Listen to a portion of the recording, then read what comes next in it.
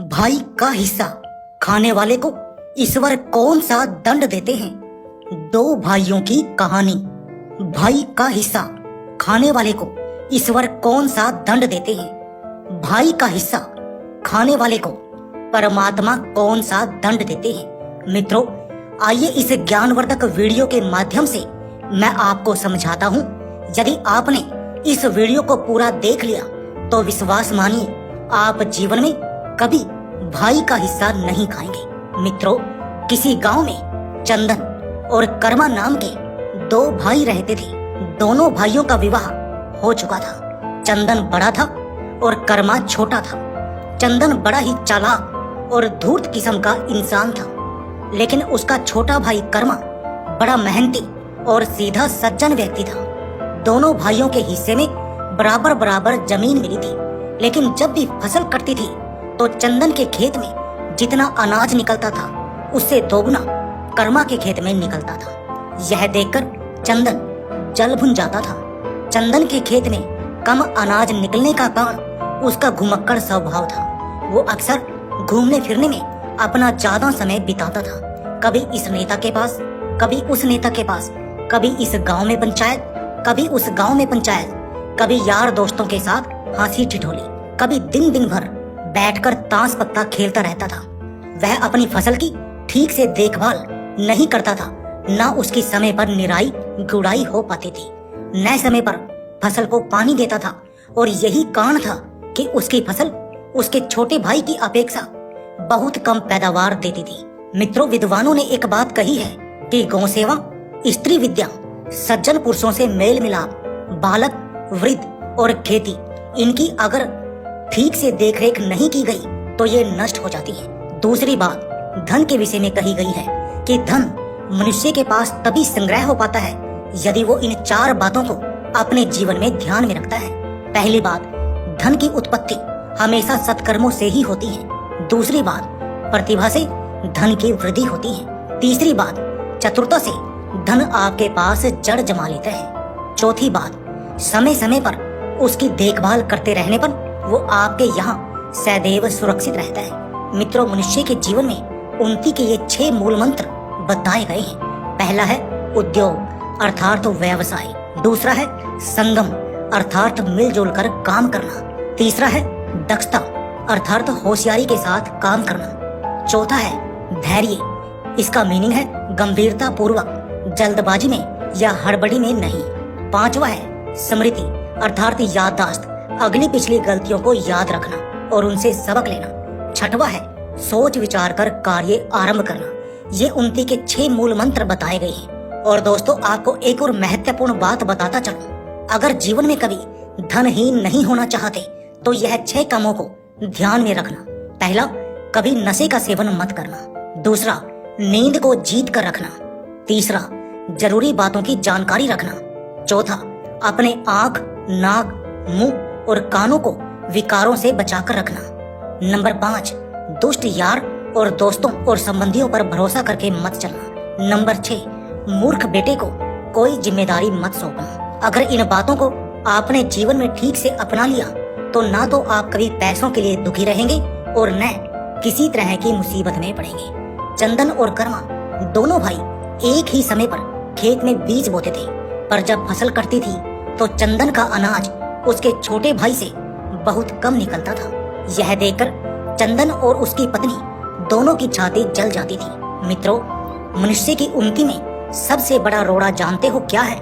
सबसे बड़ा रोड़ा होता है दूसरे की तरक्की से जलना। जो आदमी दूसरे की तरक्की को देखकर चलता है वह अपनी उन्नति करना भूल जाता है। फिर तो वह दूसरे की तरक्की को रोकने में अपना सारा समय, सारी बुद्धि, सारा पैसा खर्च करता है। चंदन ने सोचा कि छोटा भाई अपने खेत में बहुत मेहनत करता है, इसलिए उसके खेत में मुझसे ज्यादा अनाज पैदा हो जाता है। क्यों न मैं छोटे भाई के साथ मिलकर सांझे में खेती करूं। इसके 2 फायदे होंगे, एक तो मुझे काम भी ज्यादा नहीं करना पड़ेगा और दूसरा अनाज भी मुझे बहुत सारा मिल जाएगा। यही सोचकर चंदन एक दिन कर्मा से बोला, देख भाई, मैं तुझे एक सुझाव देता हूँ, इसमें हम दोनों का ही फायदा होगा। अभी तक हम दोनों अकेले अकेले खेती करते आए हैं, क्यों न हम दोनों लोग साथ में फसल उगाएं, क्योंकि कहते हैं एक अकेला राह चलने से अच्छा है 2 लोग हों। 4 को मिलकर खेती करना अच्छा है, 5 को मिलकर भोजन करना अच्छा है, अनेक को मिलकर युद्ध लड़ना अच्छा है। ऐसा करने से कार्य आसान और जीवन में परम आनंद की अनुभूति होगी। तुम भी अपने खेत में अकेले लगे रहते हो और मैं भी, इसलिए हम काम को समय पर नहीं कर पाते हैं। यदि दोनों लोग मिलकर करेंगे तो कार्य जल्दी भी हो जाएगा और समय पर पूरा हो जाएगा। बड़े भाई की बात सुनकर छोटा भाई बोला, भाई अगर ऐसी बात है तो ठीक है, आज से हम दोनों साथ में ही खेती करेंगे। इससे अच्छी बात क्या होगी। मिलजुल कर काम करने से काम आसान भी हो जाएगा और भाई भाइयों में प्रेम और सौहार्द भी बना रहेगा। छोटा भाई बड़ा भोला था, वो साथ साथ खेती करने को तैयार हो गया। इधर जब बरसात का मौसम आया तो छोटे भाई ने बड़े भाई से कहा कि भैया चलो चलकर खेत की जुताई करें, बारिश के बाद हम अपने खेतों को समय पर बो देंगे। बड़ा भाई बोला, हाँ तुम ठीक कहते हो, खेतों की जुताई हो जानी चाहिए। चलो तुम तब तक खेतों पर पहुंचो, मैं तब तक दूसरे गांव में होकर आता हूँ, वहाँ एक जरूरी काम है। इस प्रकार बहाना बनाकर वो तो घूमने के लिए चला गया और छोटा भाई बेचारा खेतों की जुताई करने चला आया। चंदन देर शाम को जब लौट कर आया तब तक छोटे भाई ने खेतों की सारी जुताई करवा दी थी। इसी तरह खेतों को बोने का समय हुआ तो छोटे भाई ने फिर अपने भाई से कहा कि भाई चलो अब हम अपने खेतों की बुवाई कराएं। बड़े भाई ने फिर बहाना बनाया और बोला, छोटे आज मुझे एक जरूरी मीटिंग में जाना है, तुम चलो मैं अभी मीटिंग में होकर आता हूँ। छोटा भाई फिर अकेले ही चल पड़ा और खेतों को बो आया। चंदन जब लौट कर आया तब तक खेतों की बुवाई पूरी हो चुकी थी। कर्मा ने सोचा चलो कोई बात नहीं, बड़ा भाई है, किसी जरूरी काम से जाता होगा। वो बेचारा अकेला ही पूरे दिन खेत में लगा रहता था। इस प्रकार जब भी खेत में काम करने का समय आता था, चंदन कोई ना कोई बहाना बनाकर घर से निकल जाता था। खेतों की निराई गुड़ाई और सिंचाई का काम छोटे भाई कर्मा को ही अकेले करना पड़ता था।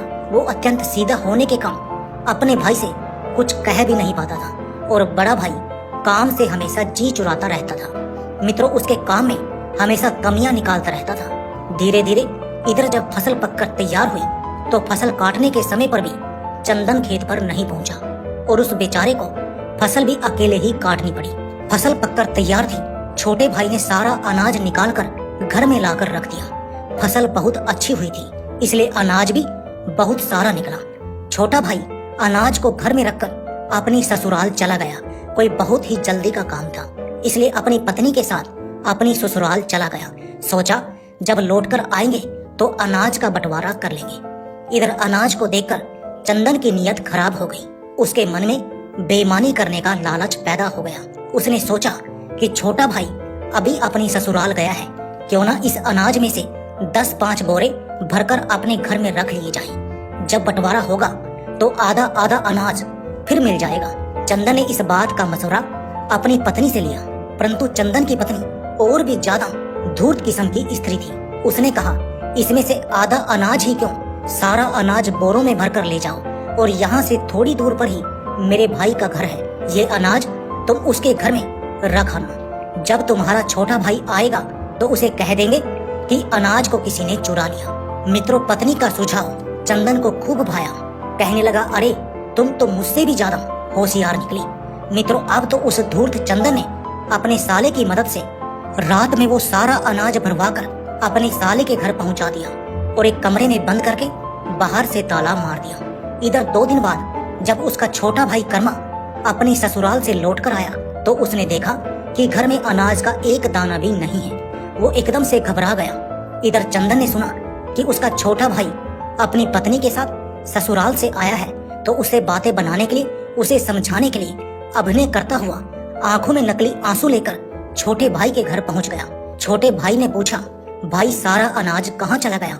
मैं तो काट कर यहीं रख के गया था। तो चंदन रोने का बहाना करते हुए बोला, भाई मुझे लगता है सारे अनाज को रात में चोर चुरा ले गए। हाय, अब क्या होगा पूरे साल? अब हम दोनों अपने बच्चों को क्या खिलाएंगे? इसी बात को सोचकर मैं रो रहा हूँ। चोरी की बात सुनकर छोटा भाई भी बड़ा दुखी हुआ। सोचने लगा कि बड़ी मेहनत से मैंने अनाज उगाया था, 2 दिन के लिए मैं ससुराल क्यों चला गया? कोई हमारे अनाज को ही चुरा ले गया। अब हम अपने बच्चों को क्या खिलाएंगे पिलाएंगे? बड़ा भाई बोला, भाई जो होना था सो हो गया, अब हम कर भी क्या सकते हैं। आप जैसे भी हो, बच्चों का पेट तो पालना ही पड़ेगा। मैं अपनी ससुराल से थोड़ा अनाज मांग कर लाऊंगा, कुछ दिनों का गुजारा हो जाएगा। तुम भी अपनी ससुराल से मदद लो। इस प्रकार छोटे भाई को दिलासा देकर चंदन अपने घर लौट गया और आकर अपनी पत्नी के सामने बड़ा प्रसन्न होता है। कहने लगा, भाग्यवान, अपना तो अब काफी दिनों तक का गुजारा हो गया है। 1-2 साल तक अब हमें कमाने की भी जरूरत नहीं पड़ेगी, बैठकर आराम से मौज उड़ाएंगे। छोटा भाई अपनी सोचे कि अब वह क्या करेगा। मित्रों, चंदन ने कर्मा से अपने खेत भी अलग कर लिए। इधर कर्मा बड़ा चिंतित था कि वह अब क्या खाएगा और क्या परिवार को खिलाएगा। तब उसकी पत्नी ने उसे समझाया कि देखो, चिंता मत करो, भगवान पर भरोसा रखिए। जब उसने मुंह बनाया है तो कहीं न कहीं से खाने को भी देगा।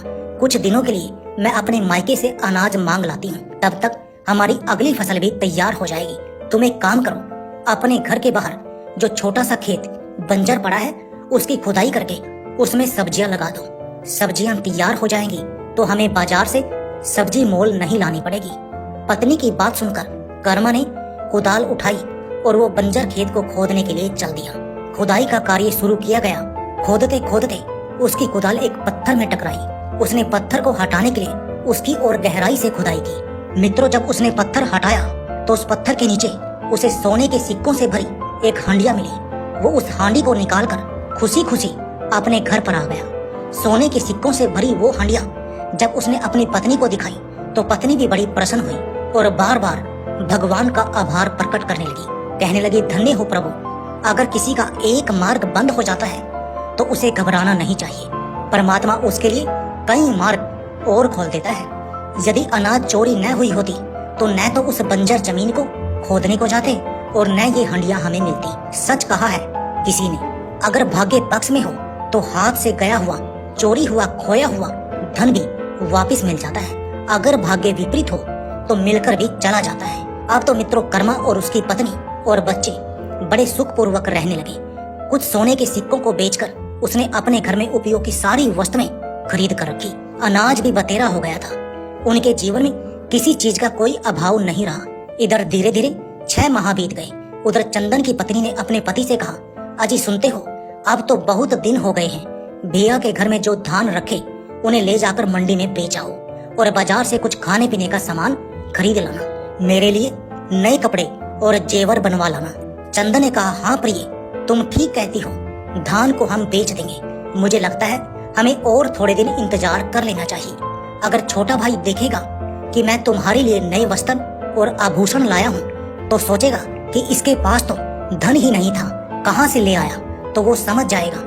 और स्त्रियों का यह स्वभाव होता है कि जब तक वे अपने आभूषणों को किसी को दिखा नहीं लेती तब तक उन्हें भी चैन नहीं पड़ता है। इसलिए थोड़े दिन और इंतजार करो। मित्रों, इस प्रकार उसने अपनी पत्नी को समझा दिया। धीरे धीरे फिर कुछ महीने बीत गए। एक दिन चंदन की पत्नी ने ज्यादा ही जिद की तो चंदन वो अनाज बेचने के लिए तैयार हो गया। वो बैलगाड़ी लेकर अपने साले के घर पहुंचा। जिस कमरे में वो अनाज बंद था उसमें ताला लगा हुआ था। चंदन ने अपने साले से कहकर ताला खुलवाया था। आज से पहले उस कमरे को कभी खोलकर नहीं देखा गया था। जैसे ही दरवाजा खुलता है तो कमरे के अंदर का नजारा देखकर चंदन हैरान रह जाता है। उसके पैरों के नीचे जमीन नहीं रहती है। उसने देखा कि कमरे में हजारों की संख्या में चूहे थे। धान का एक भी दाना चूहों ने साबूत नहीं छोड़ा था। पूरे कमरे में धान की भूसी ही भूसी भरी पड़ी थी। यह देखकर चंदन सर पकड़कर बैठ गया। चूहे उसका सारा अनाज खा गए थे। उसको अब पश्चाताप हो रहा था कि भाई के हिस्से की बेईमानी करके उसने अच्छा काम तो नहीं किया। भाई के हिस्से के साथ साथ चूहे उसका हिस्सा भी खा गए। किसी ने सच कहा है, बेईमानी का धन कभी नहीं फलता है। परमात्मा कहीं न कहीं उसका हिसाब जरूर ले लेता है। यदि तुम किसी का खाओगे तो कोई तुम्हारा भी खा जाएगा।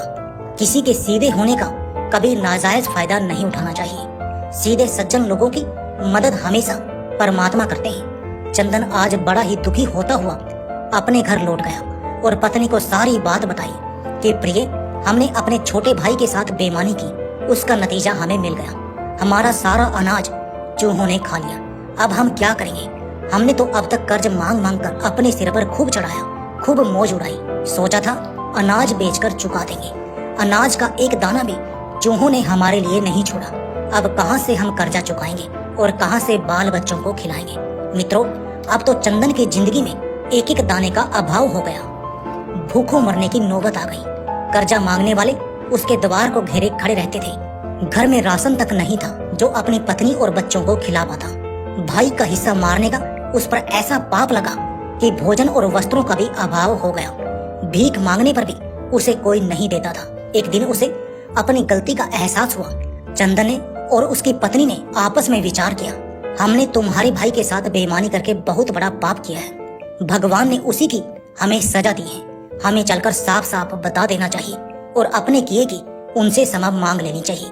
वे दोनों पति पत्नी लाचार होकर कर्मा के घर में चले गए और उसके पैरों में गिरकर क्षमा मांगने लगे। उसे सारी बात बताई कि भाई, हम तुम्हारे अपराधी हैं। वो अनाज चोरों ने नहीं, हमने ही चुराया था, लेकिन उस चोरी का दंड भगवान ने हमें बहुत अच्छा दिया है। चुराए गए अनाज का एक एक दाना चूहे खा गए। हम अपनी गलती की क्षमा मांगने आए हैं। आज हमारे बाल बच्चे भूखे हैं। भोजन वस्त्रों का बहुत बड़ा संकट है, इसलिए भाई हमें क्षमा कर दो।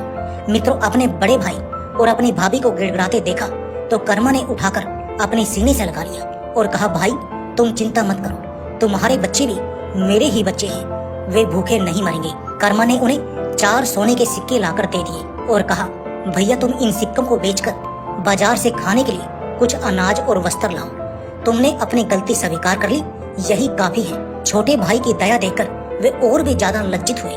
मित्रों, उन्हें उनकी करनी का दंड मिल चुका था। वे समझ गए थे कि भाई के साथ धन की बेईमानी कभी नहीं करनी चाहिए। भाई का हिस्सा खाने वाले को भगवान बहुत बुरा दंड देते हैं। आपने रामायण में सुना होगा, बाली ने अपने भाई सुग्रीव को उसके धन और राज्य से वंचित कर दिया था। राम ने बाली को मारकर उसे दंडित किया और सुग्रीव को बाली का पूरा राज सौंप दिया। रावण ने भी अपने भाई विभीषण को लात मार के घर से निकाल दिया था। परिणाम तो आप सबको पता ही है, विभीषण को ही लंका का राज मिला। कौरवों ने भी पांडवों का हिस्सा नहीं देना चाहा। परिणाम क्या हुआ? सबके सब मारे गए और धर्मराज पूरे राज के राजा बने। भाई का हिस्सा खाने वालों का सदा सर्वनाश ही हुआ है। इसलिए भाई का हिस्सा कभी नहीं खाना चाहिए। यह सबसे बड़ा अपराध होता है। मित्रों, मैं उम्मीद करता हूँ ये कहानी आपको जरूर पसंद